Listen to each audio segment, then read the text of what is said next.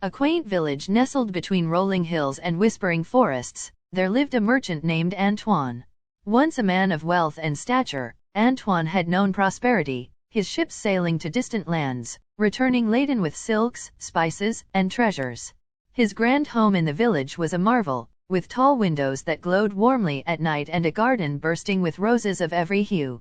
Antoine's pride, however, was not his riches but his 3 daughters, Celeste, Margot, and Belle. Celeste and Margot, the eldest, were beauties in the traditional sense, fair-skinned, with delicate features and an air of elegance that drew suitors from miles away. They reveled in their father's wealth, adorning themselves in fine gowns and dreaming of noble husbands who would elevate their status further. Belle, the youngest, was different. Her beauty was not just in her warm brown eyes or the cascade of chestnut hair that framed her face but in her spirit. She was kind, curious, and possessed a love for books that set her apart in a village where practicality reigned supreme. But fortune is fickle, and Antoine's wealth began to crumble. His ships, caught in tempests or plundered by pirates, vanished one by one. Debts mounted, and soon the grand house was sold, replaced by a modest cottage on the village's edge. Celeste and Margot wept for their lost luxuries, but Belle, ever resilient, found joy in the simplicity of their new life. She tended the garden, read her worn books, and cared for her father, whose health waned under the weight of his losses. One chilly autumn evening, as the wind howled outside their cottage, Antoine received word that one of his lost ships had miraculously docked at a distant port. Hope flickered in his heart. "If I can reclaim the cargo," he told his daughters, "we might restore a fraction of our former life." Though the journey was perilous, Antoine resolved to go, promising to return within a fortnight. Before he left, he asked his daughters what gifts they desired. Celeste, her eyes gleaming, requested a gown of the finest silk. Margot, not to be outdone, asked for a necklace of pearls. Belle, sitting quietly by the fire, hesitated. "Father," she said softly, "bring me only a single rose, for they are rare in this season, and I miss their beauty." Antoine smiled at her modesty, kissed her forehead, and set off into the gathering dusk, unaware of the fate awaiting him. The journey to the port was fraught with hardship. Storms battered the roads, and Antoine's weary horse struggled through the mud. By the time he reached the docks, his heart sank. The ship's cargo had been claimed by creditors, leaving him with nothing but a few coins and a heavy heart.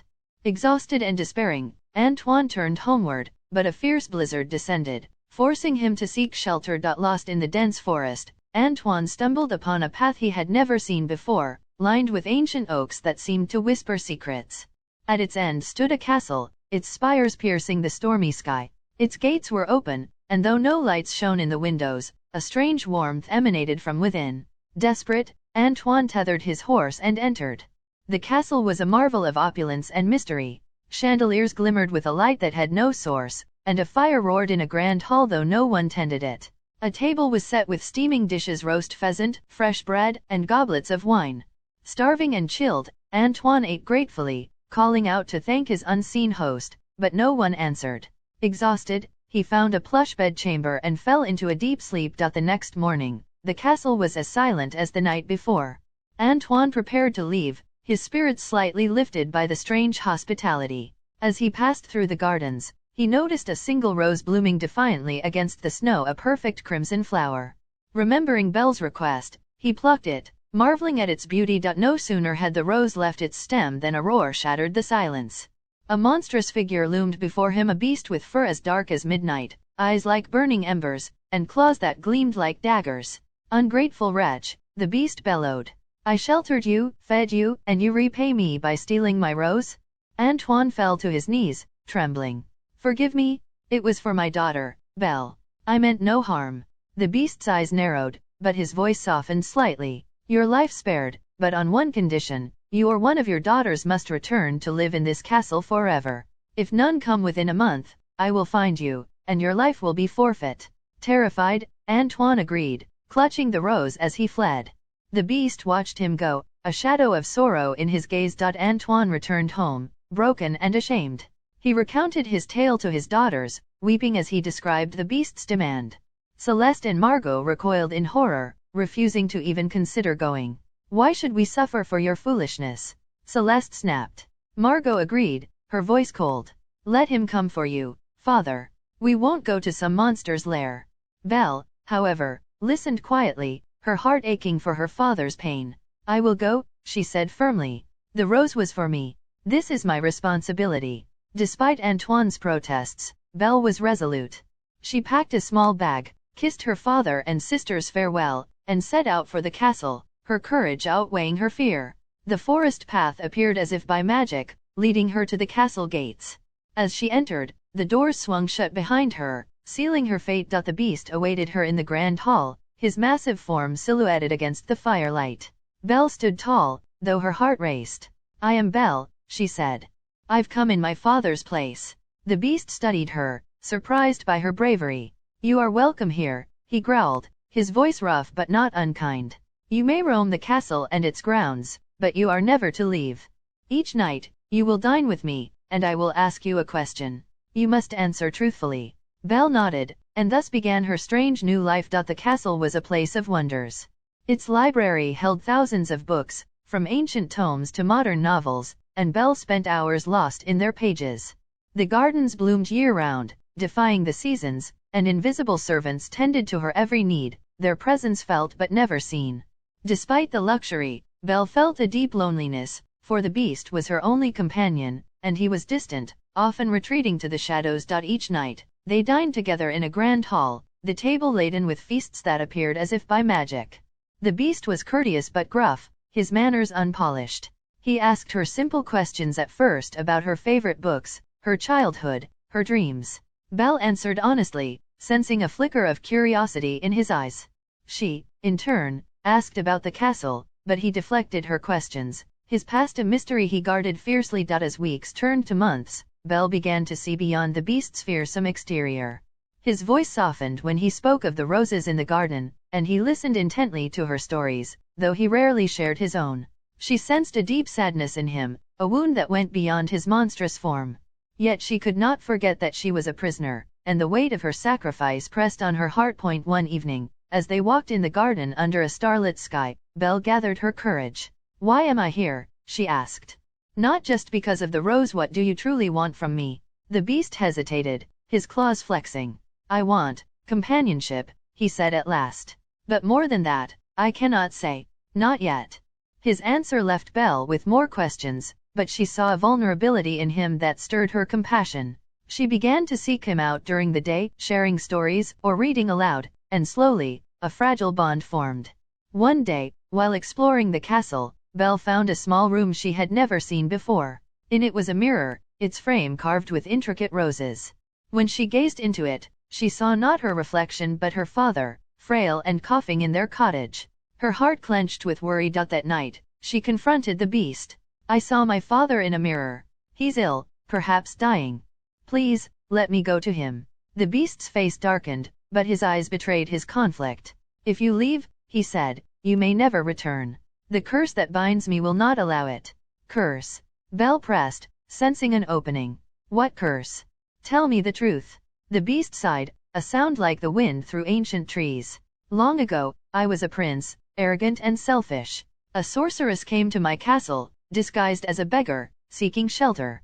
I turned her away, and she cursed me, transforming me into this beast. My servants became invisible, my castle a prison.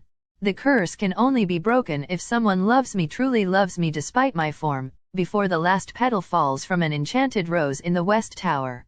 If it falls, I remain a beast forever. Belle's heart ached for him, but her father's image haunted her. I must go to him, she pleaded. I promise to return. The beast looked at her, his eyes searching hers. At last, he handed her the mirror. This will show you your father whenever you wish. Take my ring as well. If you wear it, you may return to the castle. But you have 1 week. If you do not return, I will die. Belle took the mirror and ring, tears in her eyes.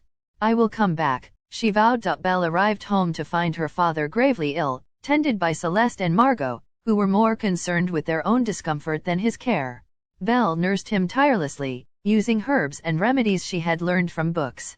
Slowly, Antoine regained his strength, overjoyed to have his daughter backed up. But the village was not kind to Belle's return. Rumors spread of her time in a mysterious castle, and Gaston, a boastful hunter who had long coveted Belle, grew suspicious. He rallied the villagers, claiming she was bewitched by a monster. "We must save her," he declared, though his true motive was to claim her as his own. As the week neared its end, Belle looked into the mirror and saw the beast, lying weak in the castle garden, the enchanted rose nearly barren of petals. Her heart twisted. She had grown to care for him, perhaps more than she realized. She slipped on the ring and found herself back at the castle gates, just as a mob led by Gaston approached, torches blazing. The castle was under siege. Gaston and the villagers stormed the grounds, intent on killing the beast. Belle raced to the west tower, where the beast lay beside the dying rose. "I'm here," she whispered, taking his paw. "I came back." The beast's eyes fluttered open, hope flickering in them. But before they could speak, Gaston burst in, his sword drawn. "You choose this monster over me," he roared. Belle stood between them, defiant. "He's not a monster, you are? He has a heart, something you'll never understand." Enraged, Gaston lunged at the beast, who fought back weakly, unwilling to harm Belle. In the struggle, Gaston lost his footing and fell from the tower, his screams echoing into the night. Belle knelt beside the beast, who lay dying as the final petal fell. "No," she sobbed. "I love you. Please, don't leave me." As her tears fell, a golden light enveloped the castle.